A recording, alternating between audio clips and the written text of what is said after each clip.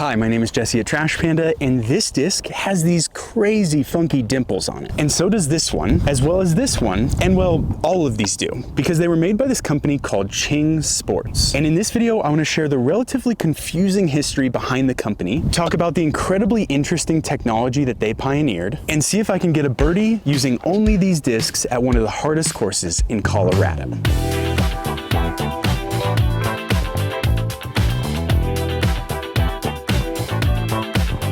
So the very first thing I typically do when I get weird or unusual discs is head off to the library for research. And yes, by library, I mean Reddit and DG Course Review. But what caught me totally off guard was when it came to researching Ching Sports, I could find little to no information. So for the purposes of this video, I boiled everything I found, which wasn't much, down to 3 separate things.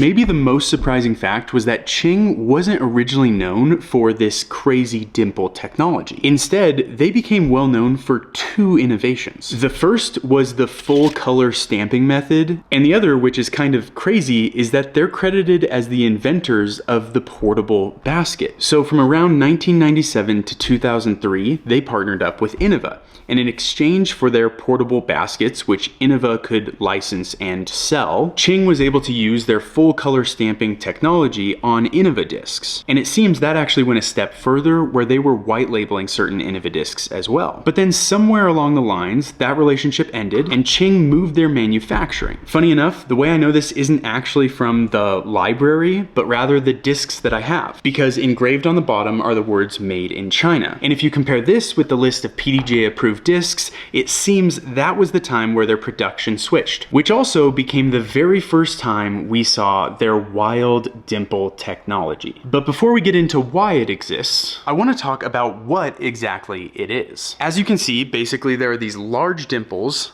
that you can put your thumb into. And to be totally honest with you, they're surprisingly comfortable. They can be used on both the backhand and the forehand grip, but that gets into maybe the most interesting part. And that is that if you look super closely, they are not centered on the disc, meaning that this dimple is closer to the edge while this dimple is much further. And this opens up some really unique possibilities, because if you like to have your thumb further in, you can use maybe, say, this one at like 6 o'clock, whereas if you like to be closer to the edge, you can use this one at 1 o'clock. And I know I already said this, but as you start to move your hand around and find what works for you, it is surprisingly comfortable. But comfort is the cherry on top. The main reason for these extremely large dimples is actually engraved onto the bottom of the disc with the words "Accelerator Contours." So unfortunately, Ching's website is no longer active, which means we can't understand what that means from them, but this is exactly where the library came in clutch. According to the internet, these accelerator contours are designed to provide exceptional speed and delivery, and to reduce high-speed drag force on the disc early in its flight. In layman's terms,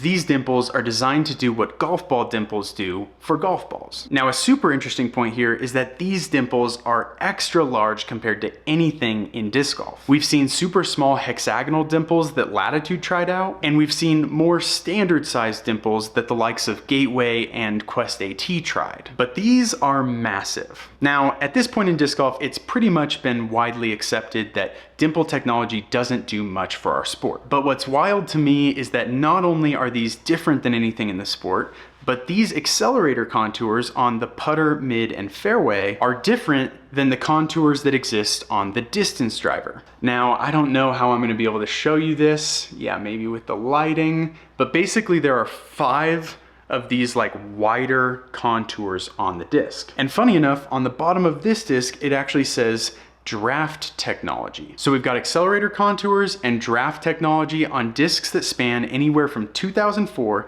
to 2014. And I am sure I'm not the only one asking the question, do they actually help? So to test whether or not Ching discs are genius or just more of a gimmick, I've devised an extremely scientific experiment. The extremely scientific experiment is as follows. First, neither you nor I know how these discs fly, so I'm gonna throw them all once in this field, because as we all know, one data point is always better than more data points. From there, over this knoll behind me is one of the most difficult courses in the greater Denver area, and I'm gonna try to play with just the Ching playing discs until I get a birdie. Now the front nine is notoriously difficult, so it could be 1 hole, 8 holes, 18 holes. We'll just have to wait and see. But first up, we have the Juju, and I think I'm gonna go with the thumb hole that's at like 1 o'clock and throw it flat and straight. I think it's gonna go pretty straight.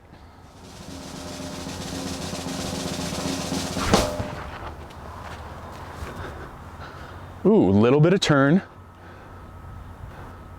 Surprisingly nice flight. Next up, we have the Precision Multi-Purpose Mid-Range. As you can see, it should go pretty straight based on this nice little diagram. So, ooh, little early release, but super straight. Next up, the Velocity. It feels like a fairway, but it says it's a distance driver.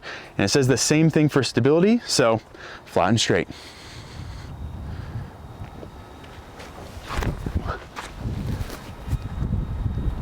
Ooh, okay, so that has some torque resistance to it. I like it. Finally, we have 2 of the Supreme Genesis. So I'm gonna go 1 forehand, 1 backhand. And then when all is said and done, we're actually gonna give this one away on our Patreon. Links in the description. Oh, she's stable. Okay, forehand will be interesting. I think I like the grip with these slots better on the forehand. Oh yeah, pure beef. Okay, honestly, I'm feeling even more nervous now because I loved how those discs flew. So going into step 2 of the extremely scientific experiment, I feel like I'm almost maybe overconfident. So hole 1 is deep to the right. I don't know if I've ever birdied this hole, but because of how much I love these discs, I think I'm actually gonna go for it with the forehand down the left gap with the Supreme Genesis distance driver and see if we can't birdie the first hole. All right, buddy, there's always a first time for everything. Oh, I love it. I love it. That might be the best drive I've ever had on this hole. Did this video just end right now? So, is it possible that I've just been using the wrong disc the whole time? Because this is a dream drive. Ooh, I think I'm gonna go noon. I think I'm gonna go at noon. The video did not end, and I'm kind of okay with it. Hole 2, 264 feet through the double Mando. And I'm actually gonna go ahead and go with the fairway because I'm not sure about the stability to cut left at the end on the mid-range. So velocity, well, distance driver. Ooh, I kind of like 9 o'clock on this one. So I guess 3 o'clock too. Nope. Oh, that's so interesting. So 9 o'clock, the little dimples aren't in the way of my fingers, but if I go over here on 3 o'clock, they are. So 9 o'clock it is. Wow, options. He loves it. Oh my gosh. Apparently I've just been playing this course with the wrong disc this whole time.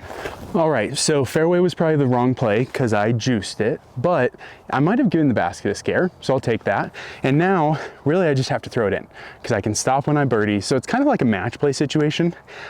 I still don't trust the mid, so putter it is. Ooh, this gap here is absolutely perfect for this forehand. Oh. I still don't want the video to be over because I'm having a great time, but wow. Hole 3, there's an AM pad and a pro pad. Of course, we're at the pro pad. 242 tunnel shot. I really like the last shot with the fairway. I know it's 242. I just don't trust that mid yet. It should go super straight, or I might even go, I'll probably go flat, but maybe a little bit of Anheuser. Oh my goodness.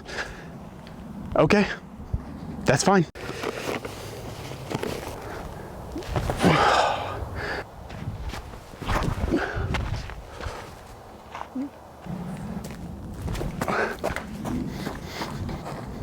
All right, on the first hole I said I maybe never birdied. I've definitely never birdied this hole. Locals know. This hole, this is a par hole. Oh my gosh. No way. What? What is happening? Bar none, best drive I've got on this hole. Incredible.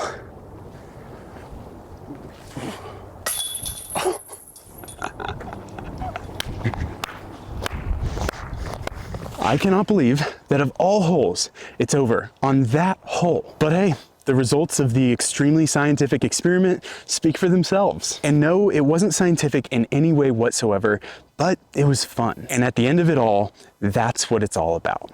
As always, thank you so much for watching. Please subscribe to support the channel, and we'll see you next time.